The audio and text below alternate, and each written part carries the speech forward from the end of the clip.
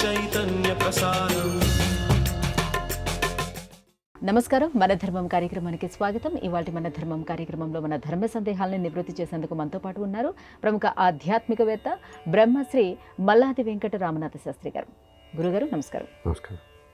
గురుగారు, శివారాధనకు ప్రదోషకాలం చాలా శ్రేష్టమైనదిగా చెప్తారు. ప్రదోషకాలంలో శివారాధన ఏ రకంగా చేయాలి? మనకి శాస్త్రాల్లో చెప్పినటువంటి ఆరాధన ప్రక్రియల్లో ఒక్కొక్క దేవుడికి ఒక్కొక్క ప్రధానమైనటువంటి తిథి, ప్రధానమైన సమయాన్ని నిర్దేశించారు. ఏకాదశిని ఏ విధంగా మహావిష్ణు ఆరాధనకు చెప్పారో, అష్టమి అమ్మవారికి చెప్పారు. అదేవిధంగా ఆ శంకరుడి బోళాశంకరుణ్ణి ఆరాధించడానికి ప్రదోష సమయాన్ని చెప్పారు. ప్రదోష సమయం అంటే అర్థం ఏంటంటే సాయం సంధ్యా సమయం, అంటే సూర్యాస్తమయానికి మొత్తము 94 నిమిషాలు చెప్పారు అటు ఇటుగా. అంటే సూర్యాస్తమయానికి ముందు, సూర్యాస్తమయం తర్వాత కలుపుకొని ఒక 2 గంటల సమయాన్ని ప్రదోష సమయం అన్నారు. ఈ ప్రదోషము అని ఎందుకన్నారంటే మనం తెలిసి తెలియక చేసినటువంటి కొన్ని దోషాలు ఏవైతే ఉంటాయో ప్రకృష్టమైన దోషాలని పరిహరించే సమయం కనుక దీన్ని ప్రదోష సమయం అన్నారు. ఈ ప్రదోష సమయంలో పరమేశ్వరుడు చాలా ఆనందంగా ఉంటాడు. పరమేశ్వరుడు పార్వతీదేవితో కైలాసంలో తాండవం చేసేటువంటి సమయం, శివతాండవం అంటాం కదా. ప్రదోష సమయంలో స్వామి పార్వతీదేవితో ప్రమదగణాలైనటువంటి నందీశ్వరుడు, భృంగీశ్వరుడు, ఇతరమైనటువంటి శివగణాలన్నీ కూడా వాయిద్యాలు వాయిస్తూ ఉంటే పార్వతీ పరమేశ్వరులు నృత్యం చేసే సమయం. ఎవరి దగ్గరన్నా పని కావాలంటే వాళ్ళు సంతోషంగా ఆనందంగా ఉన్నప్పుడు ఉంటే మనకు పని అయిపోతుంది. కనుక పరమేశ్వరుడు ప్రదోష సమయంలో చాలా అనుగ్రహకారకంగా ఉంటాడట. అప్పుడు ఎవరు ఏం కోరుకుంటే ఆ కోరికను తీరుస్తారు. కనుక శివారాధన చెయ్యాలంటే ప్రదోషం చెప్పారు. ఈ ప్రదోషాలు కూడా అనేక రకాలుగా ఉన్నాయి. నిత్య ప్రదోషము, పక్ష ప్రదోషము, మాస ప్రదోషము, మహాప్రదోషం అని. నిత్య ప్రదోషం అంటే ప్రతిరోజు కూడా సూర్యాస్తమయానికి అటు ఇటుగా ఉండే సమయం. పక్ష ప్రదోషం అంటే శుక్లపక్షంలో వచ్చినటువంటి త్రయోదశి సమయం, ఆ సమయంలో సూర్యాస్తమయానికి అటు ఇటు ఉండే సమయం. మాస ప్రదోషం అంటే మాస శివరాత్రికి ముందు రోజు వచ్చేది, అంటే త్రయోదశి. చతుర్దశి మాస శివరాత్రి అంటాం కదా, అమావాస్యకు ముందు చతుర్దశి, చతుర్దశికి వచ్చే ముందు త్రయోదశి. ఆ త్రయోదశి సూర్యాస్తమయ సమయానికి ఉంటే తిథి, అది మాస ప్రదోషము అన్నారు. ఈ రకంగా నిత్య ప్రదోషము, పక్ష ప్రదోషము, మాస ప్రదోషము. ఇది కాక సంవత్సర ప్రదోషం, మహాప్రదోషం అన్నారు. ఇది మాఘమాసంలో వచ్చేటువంటి మహాశివరాత్రి. ప్రతి మాసంలో వచ్చేటువంటి మాస శివరాత్రి ముందుని మాస ప్రదోషమని, సంవత్సరానికి వచ్చేటువంటి మాఘమాసంలో చివరిలో వచ్చేటువంటి దాన్ని మహాప్రదోషం అంటారు. ఆ మహాప్రదోషమే శివరాత్రి. పరమేశ్వరుడికి ఆనంద సమయం కనుక ఈ ప్రదోష సమయంలో ప్రదోషకాల శివార్చన చాలా విశేషమైన ఫలితం ఇస్తుంది. ఈ సమయంలో మనము మృత్తిక ద్వారా, అంటే బంకమన్ను ద్వారా శివలింగాన్ని తయారు చేసి పూజిస్తే విశేషమైన ఫలితం. లేకపోతే స్ఫటికలింగము లేదా పాషాణశిల, ఆ రకంగా ఉండేటువంటి శివలింగాన్ని మహన్యాసపూర్వక ఏకాదశి రుద్రాభిషేకం కనుక ఈ ప్రదోష సమయంలో చేస్తే, అంటే ఉదయమంతా ఉపవసించి సూర్యాస్తమయానికి ఒక అరగంట, కనీసం అరగంట ముందుగా ప్రారంభించి సూర్యాస్తమయం తర్వాత ఒక గంటకు ముగిసేటట్లుగా శివారాధన చేసి బిల్వదళాన్ని సమర్పిస్తే అనంతమైనటువంటి భోగ మోక్షాలు పరమాత్మ కలిగిస్తారు. కనుక ప్రదోషము అనేది శివప్రీతికరమైనటువంటిది. ఆ సమయంలో పరమాత్మ పార్వతీ సమేతంగా ఉంటారు, శక్తి సహితంగా పరమాత్మ ఉంటారు. కనుక మనకు అనుగ్రహించేటువంటి అనుకూల సమయంగా భావన చేస్తూ ఆరాధనా పద్ధతుల్లో ప్రదోషానికి విశేషమైనటువంటి ప్రాధాన్యత ఉంది. గురుగారు, ఉపనిషత్తుల సంవిధానంలో గణేశ అథర్వ శీర్ష ఉపనిషత్తు యొక్క ప్రత్యేకత ఏమిటి? పేరే అథర్వ శీర్షము. అంటే మనకు ఉండేటువంటి ఋగ్వేద, సామవేద, అథర్వణ వేదాలు ఉన్నాయి కదా. అథర్వ వేదంలో చెప్పబడేటువంటి స్తోత్రాలు ఉన్నాయి. అంటే పరబ్రహ్మగా చెప్పబడేటువంటి ఏ భగవంతుడైతే ఉన్నాడో ఆ భగవంతుణ్ణి స్తోత్రం చేయడానికి అనేక అథర్వ శీర్షాలు ఉన్నాయి. ఇవన్నీ కూడా అథర్వ వేదాల్లోనే ఉన్నాయి. అమ్మవారికి సంబంధించి, శివుడికి సంబంధించి, సుబ్రహ్మణ్య స్వామికి సంబంధించి, విష్ణుమూర్తికి సంబంధించి, అట్లాగే గణపతికి గణేశ అథర్వ శీర్షము అనేటువంటిది ఉంది. ఈ అథర్వ శీర్షంలో ప్రత్యేకంగా చెప్పబడే విశేషం ఏంటంటే పరమాత్మని పరబ్రహ్మగా చెప్పడం. అంటే మామూలుగా బ్రహ్మ వేరు, విష్ణువు వేరు, శంకరుడు వేరు, గణపతి వేరు, సుబ్రహ్మణ్య స్వామి వేరు అంటాం కదా.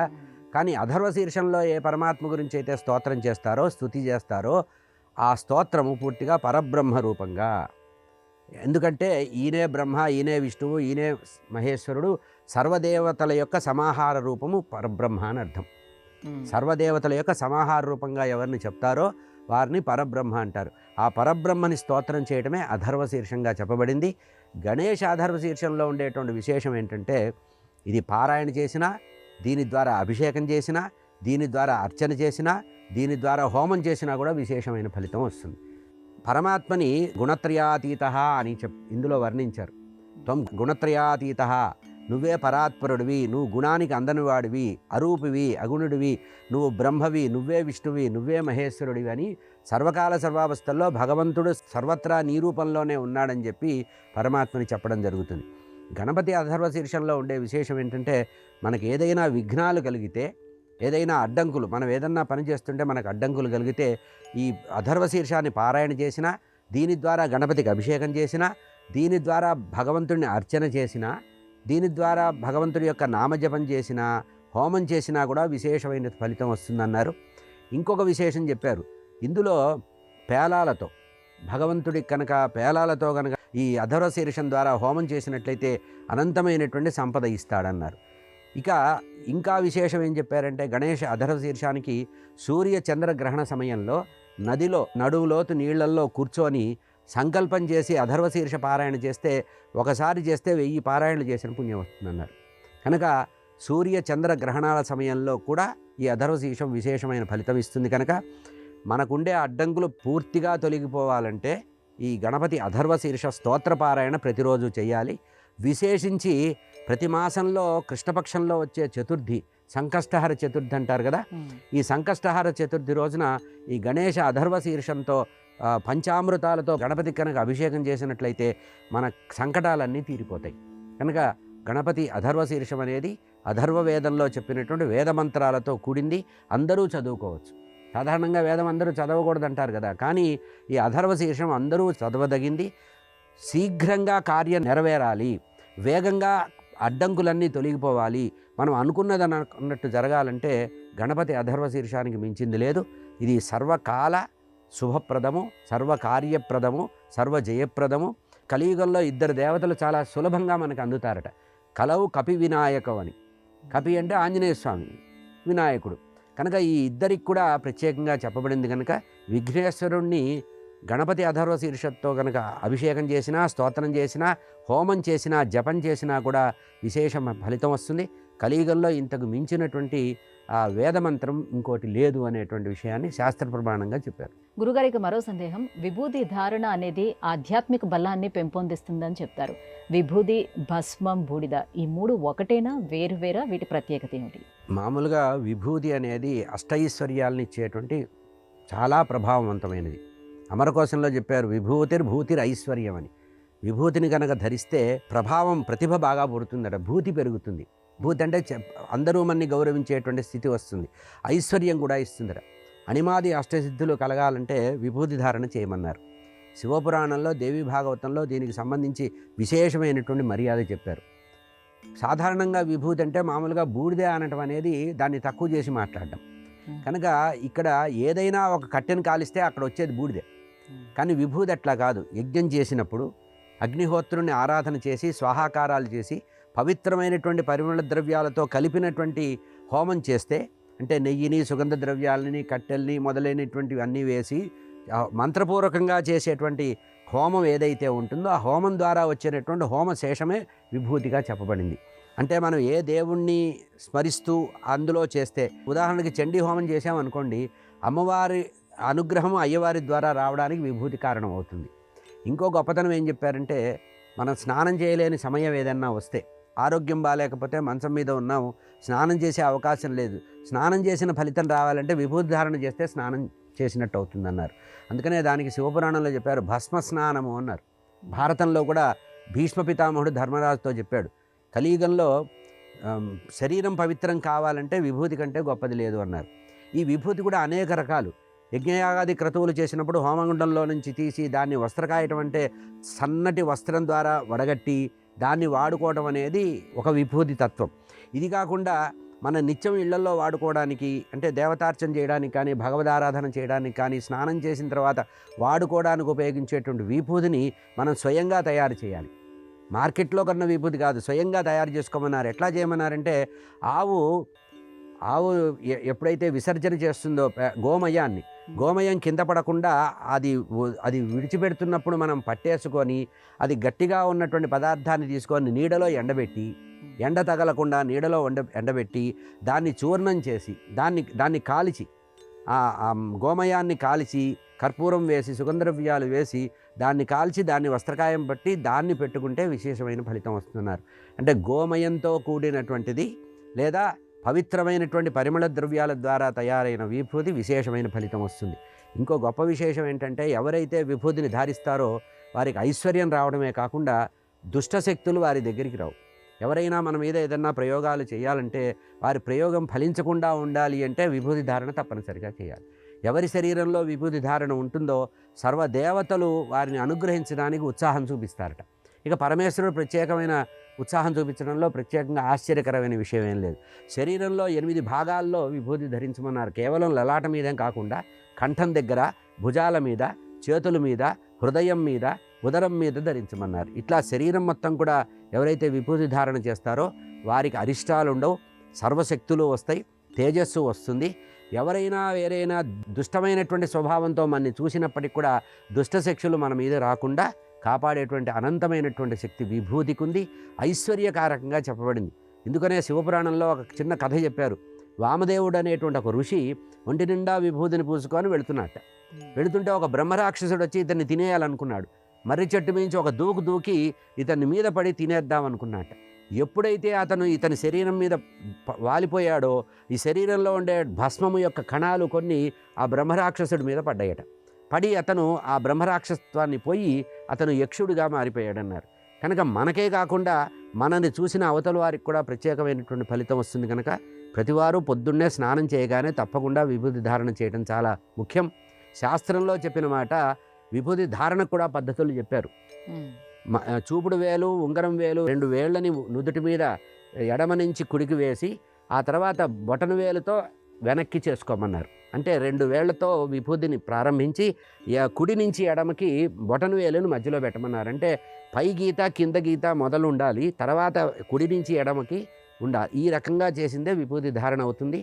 అష్టైశ్వర్యాలు, మహత్తు, మహిమ, వాక్శుద్ధి, తేజస్సు కలగాలంటే ఎవరి ద్వారా మనకి చెడు జరగకుండా ఉండాలంటే విభూతి ధారణ చేయాలి. విభూతి ఐశ్వర్యకారకం, మహత్తు బాగా ఉందని అనేక పురాణాలు విభూతి మహిమని తెలియజేశాయి. గురుగారు, ఉపనయనం అంటే కేవలం యజ్ఞోపవీత ధారణ మాత్రమేనా? శాస్త్రాలు దీన్ని ఎలా విశ్లేషించాయి? నయనము అంటే కన్ను. మామూలుగా భగవంతుడు ఇచ్చినటువంటి నేత్రాలు 2 మనకి. ఈ ఉపనయనం అంటే అడిషనల్గా ఇచ్చేటువంటి మనం కల్పించుకొని సంస్కారం ద్వారా, వైదిక సంస్కారం ద్వారా కలిగించునేది ఉపనయనము.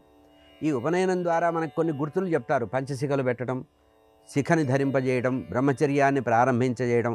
అంటే మానవుడు తన జీవితంలో 4 దశలు ఉంటాయి. బ్రహ్మచర్య, గృహస్థాశ్రమ, వానప్రస్థ, సన్యాస ధర్మాలు. అందులో మొట్టమొదటి ఆశ్రమంలో ప్రవేశించడానికి యోగ్యత కలిగించేటువంటి ఆ ప్రవేశ ద్వారాన్నే ఉపనయనము అంటారు. ఈ ఉపనయనం ద్వారా ప్రత్యేకంగా వచ్చేది ఏంటంటే జ్ఞాననేత్రము వస్తుంది. మనకు మామూలుగా విజ్డమ్ టీత్ అంటారే, అట్లాగే జ్ఞాన నేత్రం రావడానికి ఉపనయన సంస్కారం ప్రధానంగా ఉంటుంది. దీనికి యజ్ఞోపవీతం, యజ్ఞానికి ఉపకరించేటువంటి ఉపవీతము, ఉపవస్త్రంలాగా యజ్ఞోపవీతాన్ని ధరింపజేస్తారు. గాయత్రీదేవి యొక్క పరిపూర్ణ అనుగ్రహం రావడానికి ఉపనయనాన్ని చెప్తారు. ఈ ఉపనయనం ద్వారా ప్రధానంగా చెప్పేది ఏంటంటే అనుష్ఠానం చేయడానికి, వేదాధ్యయనం చేయడానికి, ఏదైనా గురువు దగ్గర మంత్రం తీసుకోవడానికి అంతవరకు ఆ ఉపనయనం జరిగే వరకు యోగ్యత రాదు. కనుక ఎప్పుడైతే ఉపనయనం వస్తుందో అది కాన్వకేషన్ లాంటిదన్నమాట. మనకి ఎంట్రీ ఇవ్వడానికి యోగ్యత కలిగించేటువంటిది. కనుక ఆ ఉపనయన సంస్కారం అనేది వేదోక్తమైనటువంటి కార్యక్రమం. వేదమంత్రాలతో చేసేటువంటిది. బ్రహ్మోపదేశం చేస్తారు. ఉపనయనంలో ప్రధానంగా చేసేది బ్రహ్మోపదేశం. గురువు గారు తండ్రికి ఇస్తే తండ్రి ద్వారా తన కుడి చెవులో ఆ మంత్రాన్ని చేసి అది సాధన చేయడమే ఉపనయన సంస్కారం అంటారు. సహజంగా ప్రతివాడికి పుట్టుకతో కొంత జ్ఞానం ఉంటే ఆ జ్ఞానం వృద్ధి అయ్యి జ్ఞానం స్థిరపడాలంటే ఉపనయన సంస్కారం అవసరం. ఇందులో ఉపనయన సంస్కారం ద్వారా ప్రధానంగా చెప్పబడే తాత్పర్యం యజ్ఞం చేయడానికి, యజ్ఞేశ్వరుని ఆరాధించడానికి, గాయత్రీదేవి ఉపాసన చేయడానికి యోగ్యమైనది ఉపనయన సంస్కారం. గురుగారు, దైవానికి హారతి సమర్పించిన తర్వాత ఆ హారతిని మనం ఖచ్చితంగా కళ్ళకు అద్దుకోవాలా, లేకపోతే హారతికి నమస్కరిస్తే సరిపోతుందా? సాధారణంగా భగవంతుడికి ఇచ్చేటువంటి నీరాజనమే హారతి. మనం చేయవలసినటువంటి అర్చనంతా చేసిన తర్వాత భగవంతుడికి పరిపూర్ణంగా ఆనందం కలగడానికి ఆనంద నీరాజనం అని ఇస్తారు. ఇది కర్పూరం. పూర్వకాలంలో పచ్చకర్పూరంతో ఆనంద నీరాజనం చేసేవాళ్ళు. ఈ ఆనంద నీరాజనం చేసేటప్పుడు ఒక్కొక్క సంప్రదాయంలో ఒక్కొక్క భేదాలు కూడా ఉన్నమాట వాస్తవం. కొంతమంది ఏం చేస్తారంటే భగవంతుడికి దిష్టి తీసి పారేస్తారు, దాన్ని కళ్ళకద్దుకోకూడదు అని ఒక మాట చెప్తారు. కానీ శాస్త్రంలో ఆ మాట చెప్పలా. ఆనంద నీరాజనాన్ని అనుభూతి పొందాలి. భగవంతుడికి ఏదైతే పూర్తిగా మనం అర్చనంతా చేసిన తర్వాత అర్చన సంపూర్ణమయ్యి భగవంతుడు ఆనంద పారవస్యంతో పొంగిపోతూ ఉన్న సమయంలో, అంటే మనం చేసిన స్తోత్రాలు, అర్చన, నైవేద్యం, భోగం, వీటన్ని అలంకారాలన్నీ సంతోషపడిన తర్వాత భగవంతుడికి ఒక్కసారి ఆనందంగా ఇంకా ఆనందాన్ని వృద్ధి చేస్తూ ఆనందాన్ని తాను అనుభవించాలని చెప్పి కర్పూరంతో ఆనంద నీరాజనం ఇస్తారు. అయితే కళ్ళకద్దుకోకూడనటువంటివి ఏమిటంటే దిష్టి తీసిన విషయాలు మాత్రం కళ్ళకద్దుకోకూడదు. ఇప్పుడు ఉదాహరణకి ఎవరికన్నా దిష్టి తీసామనుకోండి, దాన్ని కళ్ళకద్దుకోకూడదు. కానీ భగవంతుడికి తీసింది దిష్టి ఎట్లా అవుతుంది? భగవంతుడికి తీసేది దిష్టి కాదు కనుక భగవంతుడి యొక్క కృపని, ఆనందాన్ని పంచుకోవడానికి ఉపయోగించేది కనుక ఆ భగవంతుడికి వదిలినటువంటి నీరాజనం అంతా చేసిన తర్వాత అప్పుడు మనం కళ్ళకద్దుకొని ఆ తర్వాత చేయగడుక్కోమన్నారు. కనుక కర్పూరము ఆనంద కర్పూర నీరాజనం కనుక భగవంతుడికి ఇచ్చేటువంటి నీరాజనాన్ని తప్పనిసరిగా కళ్ళకు అద్దుకోవాలి. అట్లా కళ్ళకు అద్దుకుంటేనే మనకు అనుగ్రహం వస్తుంది.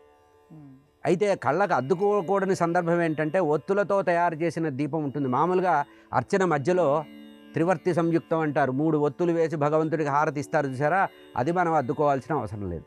అక్కడ కూడా అద్దుకోకూడదని ఏం చెప్పలేదు. భగవంతుడికి ఇచ్చింది మనం ప్రసాదంగా స్వీకరించాలి, కానీ దాన్ని వదలాలి అనే సంప్రదాయం ఎక్కడ లేదు. ఇది కొన్ని సంప్రదాయాల్లో వచ్చినటువంటి శాఖ ఆలోచన భేదాలే తప్పించి భగవంతుడికి మనం ఇచ్చేది ఆనంద నీరాజనము. ఆనంద నీరాజనాన్ని అనుభవించే అదృష్టం మనకు ఉండాలి కనుక తప్పనిసరిగా కళ్ళకు అద్దుకోవాలి. అద్దుకున్న తర్వాత మాత్రం చేయగడుకోమని సంప్రదాయంలో చెప్పినటువంటి విషయం. గురుగారు, మహాభారతంలో అక్షయ పాత్ర గురించి ప్రస్తావన ఉంది. దీని ప్రత్యేకత ఏంటో తెలియజేస్తారా? అక్షయము అంటే నశించనిది అని, దాని పేరే. క్షయము అంటే నశించటం, అక్షయం అంటే నశించనిది, అంటే ఎంత ఉన్నా మళ్ళీ వృద్ధి అవుతుంది, తీసిన కొద్దీ వస్తుంది అని అర్థం. దాన్ని అక్షయ పాత్ర అంటారు. మహాభారతంలో పాండవులు మాయాజూదంలో ఓడిపోయి కౌరవుల చేత అవమానించబడి 12 సంవత్సరాల అరణ్యవాసం కోసం బయలుదేరారు. ఈ 12 సంవత్సరాల అరణ్యవాసం కోసం వెళితే అరణ్యంలో ఎప్పుడైతే ధర్మరాజు పాండవుల 5గురు ద్రౌపదితో సహా అరణ్యవాసం చేస్తున్నారో, ధర్మరాజు ఎక్కడుంటే అక్కడ ధర్మం ఉంటుంది, పరమాత్మ యొక్క అనుగ్రహం ఉంటుందనే ఉద్దేశంతో 100 మంది ఋషులు ఆయన్ని అనుసరించి వచ్చేవాళ్ళట. హస్తినాపురంలో ఉన్నప్పుడు అతిథులు ఉండేవాళ్ళు, నిత్యము అతిథి అభ్యాగతులు ఉండేవాళ్ళు. అనేక మంది ఋషులు ఆ ధర్మరాజు అరణ్యానికి వచ్చాడని తెలుసుకొని ఆయన దగ్గరకు వచ్చేవాళ్ళట. ఇంతమందికి భోజనం పెట్టాలంటే మంది మార్బలం లేదు కనుక తనకి ఆ అనుగ్రహం ఇవ్వాలని చెప్పి అప్పుడు ధౌమ్యుని వాడిని అడిగారు. పాండవుల యొక్క కులగురువు పేరు ధౌమ్యుడు. ధౌమ్య మహర్షిని అడిగారు, అయ్యా ఇంతమంది వస్తున్నారు అతిథి అభ్యాగతులు, వీళ్ళకి వండి వార్చడానికి నాకు కావాల్సినటువంటి సామర్థ్యం కావాలి. ఏ పరమాత్మని ఆరాధిస్తే నాకు పరిపూర్ణమైనటువంటి అక్షయమైనటువంటి సంపద వస్తుంది చెప్పమంటే అప్పుడు ధౌమ్యుల వారు చెప్పారు. కులపురోహితుడైనటువంటి ధౌమ్యుడు ధర్మరాజుకు చెప్పాడు, నాయనా సూర్య ఆరాధన చేస్తే అక్షయం వస్తుంది. ఎవరైతే సూర్యుని ఆరాధిస్తారో వారికి తిండికి లోటు ఉండదట. తిండికి లోటు ఉండకూడదు అంటే సూర్యారాధన చేయాలి. కనుక నువ్వు సూర్యభగవాను ఆరాధించమంటే అప్పుడు సూర్యభగవాను ధర్మరాజు ప్రార్థిస్తే సూర్యుడు ప్రత్యక్షమై ఏం కావాలంటే ఈ అరణ్యవాస సమయంలో వచ్చినటువంటి అతిథి అభ్యాగతులకి నేను సౌకర్యంగా వారికి ఆతిథ్యాన్ని ఇచ్చేటువంటి అదృష్టం ఇమ్మంటే నీకు ఒక అక్షయ పాత్ర ఇస్తున్నానని చెప్పి ధర్మరాజుకు సూర్యభగవానుడు సూర్యమండలాన్ని నుంచి స్వయంగా వచ్చి ఒక అక్షయ పాత్ర ఇచ్చాడు. ఇందులో విశేషం ఏంటంటే ఇంటి యజమానురాలైనటువంటి ద్రౌపదీదేవి అందులో పదార్థాలు వేసి వండితే ఆ వంట మొత్తం ఎంతమందికి కావాల్సిన ఎన్ని వేల మంది వచ్చినా అందులో నుంచి తీసిన కొద్దీ పదార్థం వచ్చేదిట. చివరికి అమ్మవారు ద్రౌపదీదేవి తిని కడిగిన తర్వాత అక్కడ పెడితే దాంట్లో ఏముండేది కాదు. ఇటువంటి పరిస్థితి మహాభారతంలో అరణ్య పర్వంలో ఈ కథ ఉంది. అంటే ధర్మరాజు సూర్యభగవాను ఆరాధించి ఆ సూర్యభగవానుడి యొక్క పరిపూర్ణ అనుగ్రహం వల్ల తాను ఒక పాత్ర పొందాడు. ఆ పాత్ర పేరే అక్షయ పాత్ర. అసంఖ్యాకమైనటువంటి ఋషులందరికీ కూడా అన్నాన్ని లోటు లేకుండా చక్కటి మంచి మృదువైనటువంటి పదార్థాలు వండి అమ్మవారు వడ్డించేది.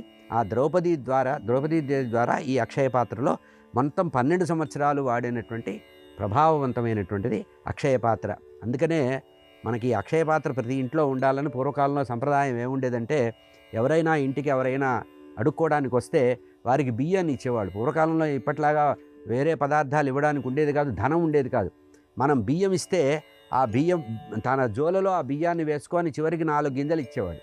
ఇచ్చి ఇది మన ఇంట్లో ఉండేటువంటి పాత్ర, ధాన్యం దాచిపెట్టినటువంటి పాత్రలో వేస్తే అక్షయం అవుతుందన్నారు. కనుక సంప్రదాయ ప్రకారం ప్రతి ఇంట్లో అక్షయ పాత్ర ఉన్న సంప్రదాయం మనకు ఉండేది. అందుకనే పూర్వకాలంలో ఎవరు వచ్చినా భోజనం పెట్టేవాళ్ళు. కారణం ఏంటంటే ఈ అక్షయ సంప్రదాయం అనేది ప్రతి ఇంట్లో ఉండేది. అది ధర్మరాజుకు సూర్యభగవానుడు ఇచ్చినటువంటి పాత్ర పేరే అక్షయ పాత్ర. ఇది శ్రీమన్ మహాభారతంలో అరణ్యపర్వంలో ఉన్నటువంటి కథ.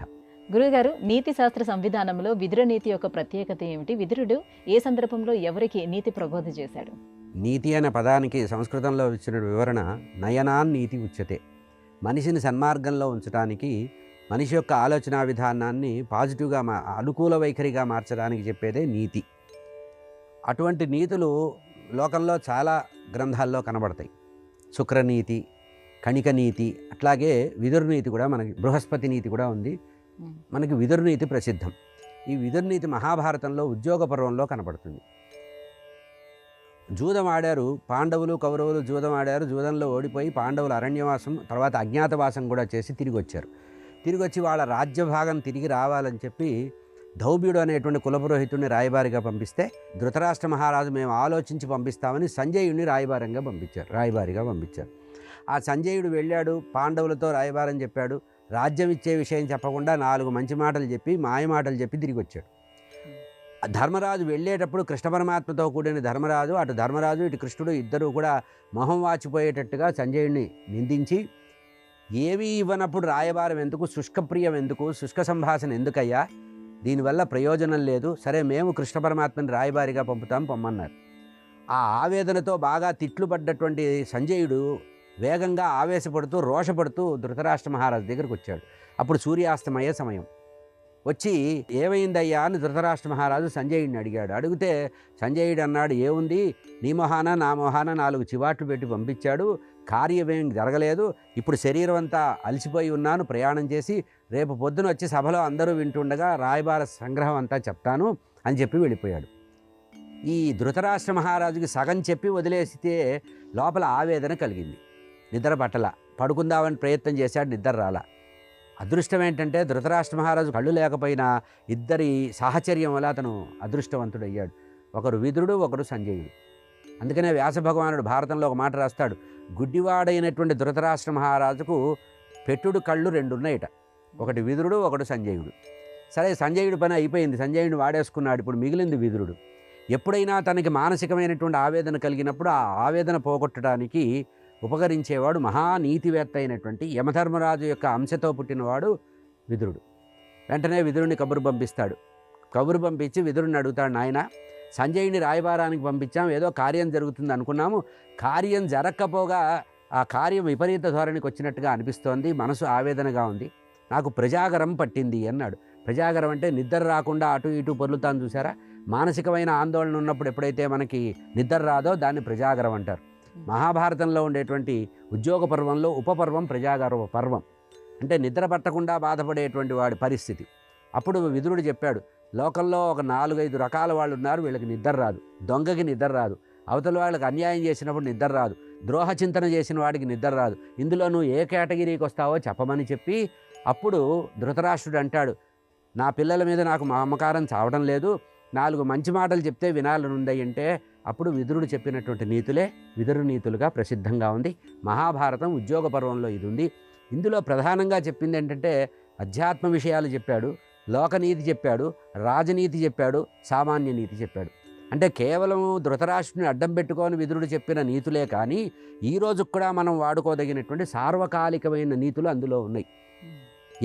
అంటే ఈరోజు మన వర్తమాన సమాజంలో ఈరోజు ఉండేటువంటి అనేక ఆలోచనలకి నీతి మార్గంలో నడవడానికి, అసలు ప్రపంచం ఎట్లా ఉంటుందో తెలియాలంటే విదురు నీతులు ప్రతివారు అధ్యయనం చేయాలి. అందులో అధ్యాత్మ భావనలు, పుణ్యపాపాలు, చెయ్యకూడని పనులు, చేయవలసిన పనులు, మనిషి ఎట్లా బతకాలి, ప్రజల్ని ఎట్లా పరిపాలించాలి, రాజు ఎట్లా ఉండాలి, యజమాని ఎట్లా ఉండాలి, సేవకుడు ఎట్లా ఉండాలి, ఇట్లా ఒక 1000 శ్లోకాలలో విదుర్నీతులు చెప్పబడ్డాయి. తెలుగులో తిక్కన గారు 108 పద్యాలలో విదుర్నీతిని పూర్తి చేశారు. సామాన్యమైన నీతులుగా ప్రారంభిస్తూ యమధర్మరాజు యొక్క అంశ సంభీతుడైనటువంటి విదురుడు ధృతరాష్ట్ర మహారాజుకు చెప్పిందే విదుర నీతి. గురుగారు, ఇవాళ మన ధర్మం కార్యక్రమంలో మా సందేహాలన్నీ కూడా నివృత్తి చేసినందుకు ధన్యవాదాలండి. నమస్కారం. ఇది ఇవాళ మన ధర్మం కార్యక్రమం. రేపు మన ధర్మం కార్యక్రమంలో మళ్ళీ కలుసుకుందాం. నమస్కారం. ఈ కార్యక్రమాన్ని తిరిగి చూడాలనుకుంటే www.youtube.com/ETV Life Spiritual లో చూడవచ్చు.